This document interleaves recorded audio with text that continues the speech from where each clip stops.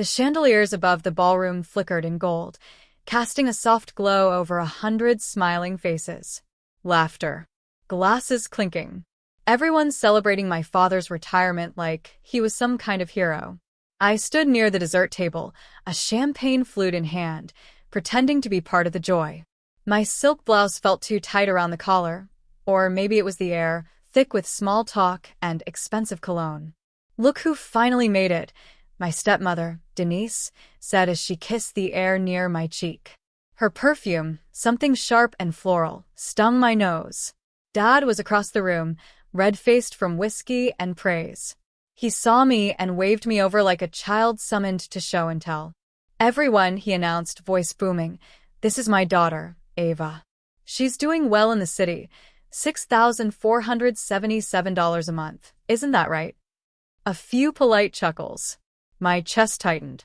Then his smile shifted, bitter, demanding. "So, how about it, Ava? You can start giving back to the family now. Hand us your salary or get lost."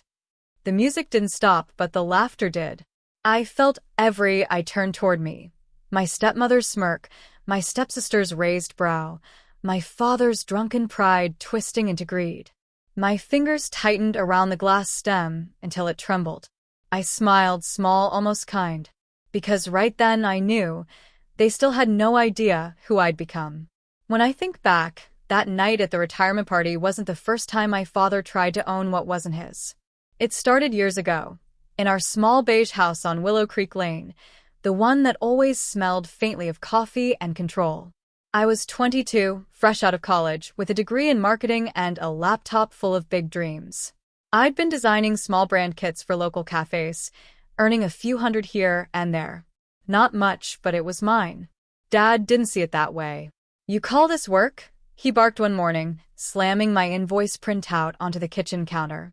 "You're wasting your degree playing on a computer. Go apply at my friend's insurance firm." Denise, in her satin robe, sipped coffee like it was a movie scene. "Sweetheart, you just don't want to grow up," she said. "Be more like Haley, she already has a real job." Haley, my stepmother's daughter. Perfect hair, perfect manners, perfectly uninterested in anything that didn't benefit her. I remember my hands shaking as I packed my laptop back into its case. "I'm not like Haley," I said quietly. "And I'm not taking a job I'll hate just to make you proud." Dad's voice cracked like a whip. "If you walk out that door, don't expect us to bail you out when reality hits." Reality. It hit, all right, loneliness, cheap noodles, and nights so cold I wore 2 sweaters to sleep. But it also came with something else, freedom. Before I left that morning, I stopped by the hall closet. My late mother's things were still in a dusty box. Inside was a small silver pendant, a tiny compass etched with the words, "Find your own north." I slipped it around my neck. It felt like armor. When I walked out the door, suitcase in hand, I didn't look back. Not because I didn't care, but because I had to start caring about myself first. And that was the day I stopped being my father's daughter and started becoming my own person. The first few months on my own were a blur of exhaustion and instant coffee. My new apartment was a studio above a laundromat, small, noisy, and faintly smelling of detergent. But it was mine. I spent my nights designing logos, editing social posts, and teaching myself coding from YouTube tutorials. During the day, I worked as a receptionist at a local marketing firm just to pay rent. Sometimes I'd catch my reflection in the glass door, tired eyes, messy bun, takeout container in hand, and whisper, "You're doing fine, Ava. Just keep going." There were nights I wanted to give up, especially the winter when my laptop crashed and I had to choose between repairing it or paying rent. I picked the laptop. I slept on a friend's couch for 3 weeks, whispering thank you to the universe every time she handed me a cup of instant ramen. Then came Marian Tate, my first real mentor. She was the senior creative director at the firm, all sharp eyeliner and impossible heels. One afternoon, she stopped by my desk while I was sketching logo drafts for fun. She looked at my screen, then at me. "Who did this?" "I did," I said, half apologetic. She leaned closer, eyes bright.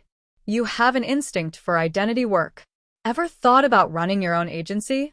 The word agency felt like a dream I wasn't allowed to have, but she said it like it was already mine. From that day, I became her shadow. I learned client pitching, brand psychology, and the art of saying no with a smile. A year later, Marianne retired and handed me her old client list with a wink. "Make them remember your name," she said. I did. My first big break came from a local coffee chain that couldn't afford a big agency. I redesigned everything from their logo to their packaging, and within months, their sales doubled. Word spread fast. I registered my business, North Studio, after the compass pendant I still wore every day. The clients multiplied. So did the hours. I worked until dawn, fueled by caffeine and stubbornness. But slowly, my life changed. Better apartment, savings account, health insurance, and finally freedom from fear. On social media, I kept my updates simple, pictures of coffee cups and city skylines. My family assumed I was just getting by. I didn't correct them. Let them think I was ordinary. Because behind those quiet posts were contracts worth six figures, a growing team, and a reputation that reached beyond the city. By 29, I was earning more than my father had ever made in a year. And yet, the idea of telling him felt hollow. Success didn't erase the pain. It just made me realize I didn't need his validation anymore. Still, part of me wished he could have seen the woman I became, not the girl he dismissed, but the one who built her own empire from scratch. The ballroom was still, too still. Even the band had stopped mid-song. I could feel the tension ripple through the crowd like static. My father's voice hung in the air. "Hand us your $6,477 monthly salary or get lost." A few guests awkwardly sipped their drinks. Denise folded her arms, smirking as if she'd just won something. I set my glass down on the nearest table, my pulse thrumming so loud I could hear it in my ears. "Dad," I said softly, "you really want my salary?" He blinked, unsteady. "It's the least you can do. Family helps family." I smiled, the kind of smile that hides a storm. "All right then. Which salary do you want?" The room went quiet. "My full-time CEO salary from North Studio?" I continued, stepping closer. "Or the consulting retainer from the 3 brands I help manage? Or maybe the dividends from the wellness startup I invested in last year?" My father's hand froze around his glass. Denise's smirk faltered. Haley's phone slipped from her fingers and clattered onto the floor. People began whispering. Someone near the bar gasped, "Wait, North Studio? She owns that." I nodded once, deliberately. "Yeah. I built it from my apartment. 7 years ago. The same year you told me I'd come crawling back." Dad's mouth opened, but no words came out. I took a slow breath. The chandeliers above caught the faint shimmer of my bracelet, Marianne's gift when I opened my first office, and I realized I didn't owe anyone an explanation anymore. But I gave them one anyway. "I kept quiet because I didn't need your approval," I said. "You taught me that night when you said, 'Don't expect us to bail you out.' You were right. I didn't need you to." My father's shoulders slumped, his confidence draining as if someone had unplugged it. "I worked," I continued, voice calm but cutting through the silence. "I learned. I failed. I got back up. And while you were busy counting my worth in dollars, I was building something that no one could take from me, my independence." Denise reached out, her voice trembling. "Ava, honey, we didn't mean." I turned toward her, gentle but firm. "You did. You both did. You made it clear I was on my own. And, honestly, that was the best gift you ever gave me." My father sank into his chair, staring at the floor. The guests had all gone quiet now, no clinking glasses, no fake smiles. Just silence thick enough to hear the sound of my heels as I stepped back. "I came here tonight because I wanted to celebrate your retirement, Dad," I said softly. "Not to be humiliated. But I guess this is how it's always been. You perform, and I clean up the scene." I turned toward the exit. Then halfway there I stopped, looked back once more. "Oh, and that salary you mentioned?" I said, voice steady, almost kind. "You don't need to ask for it. I already used it to fund a scholarship in Mom's name. For girls who were told their dreams weren't practical." The color drained from his face. I figured, I added, that's the best way to give back to the family. And with that, I walked out. The music never started again. But for the first time in years, I heard something even better. The sound of my own footsteps, steady, free, and entirely mine. I didn't see my father for 3 weeks after the party. When he finally called, it wasn't a shout, it was to ask if we could talk.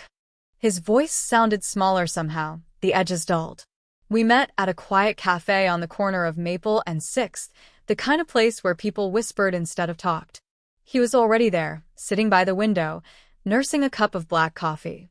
For a moment, I almost didn't recognize him. The man who used to fill every room with noise now looked tired. Human.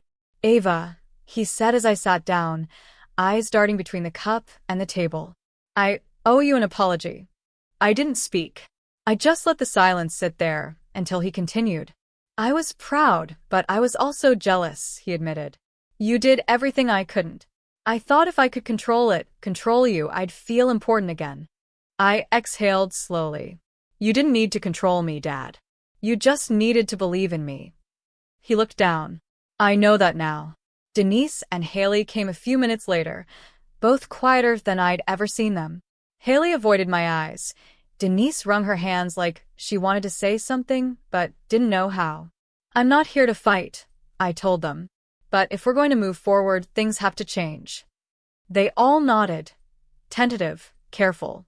Dad, I said first, you need to stop measuring love by money. You worked hard all your life, but your worth isn't your paycheck and neither is mine. If we're going to have a relationship, it has to be built on respect, not ownership. He nodded, eyes wet. Understood. I turned to Denise. You've spent years comparing me to Haley. Maybe you thought it pushed me to be better, but it only made me feel small. I'm done living under that competition. If you want to be in my life, it has to be as equals, woman to woman. Her lip trembled. You're right, she whispered. I was wrong. Then to Haley, who looked more frightened than defensive. You've got talent, I told her. You just never learned to use it because people kept giving you easy options. So here's my offer. Come work for North Studio as an intern. Earn your way up. No shortcuts, no last names attached. Her eyes widened, disbelief flickering into hope. You'd really give me a chance? I'd give you the same thing no one gave me, I said. A fair start. The table fell silent again, but this time it was a peaceful silence. The kind that feels like the end of a storm. I stood, smoothing the sleeve of my coat. If we want to heal, I said, we all have work to do. But this time, it's not about what we owe each other, it's about what we choose to give. Dad stood too, voice barely above a whisper. You've become everything your mother hoped you'd be. For the first time in a long time, his words didn't sting. They felt true. Voice over tone, warm, calm, with that quiet ache of peace after a storm, the sound of a woman who finally knows her worth. It's been 6 months since that cafe meeting. Sometimes, healing doesn't arrive in grand gestures. It shows up in small, unspoken moments. Like the text my father sends every Sunday morning. Proud of you, kid. Or the way Denise calls without pretending, just asking how my day went. Haley's been working at North Studio for 4 months now. She's learning, really learning. There are days she messes up, and I catch her cheeks turning red the same way mine used to. But she shows up early, stays late, and never asks for special treatment. The other day, she called me Ava instead of sis for the first time, and somehow that meant more. I've learned that forgiveness isn't about pretending it never hurt. It's about choosing to stop carrying what no longer belongs to you. Some nights, I sit in my office long after the lights go out, the city below glowing like a sea of stars. On my desk, right next to my laptop, sits that silver pendant. The compass. It's a little worn now, the engraving faded from my fingers tracing it too many times. Find your own north. Mom's words, though she never got to say them out loud. I finally understand what they meant. It wasn't about running away. It was about learning where home truly is inside myself. Last week, I visited Dad again. We sat on the porch, watching the sunset. He didn't talk much, just handed me a cup of coffee the way he used to when I was little. There was a quiet between us, not uncomfortable this time, but peaceful.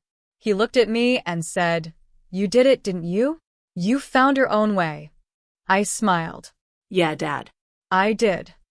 As I drove home that night, windows down, wind in my hair, I caught my reflection in the mirror, not the scared girl who once walked out of that house, but the woman who walked back stronger, softer, freer. And in that moment, I finally whispered the truth I had been waiting to say for years. He once told me to hand over my salary or get lost. So I did. I got lost. And somewhere along the way, I found myself.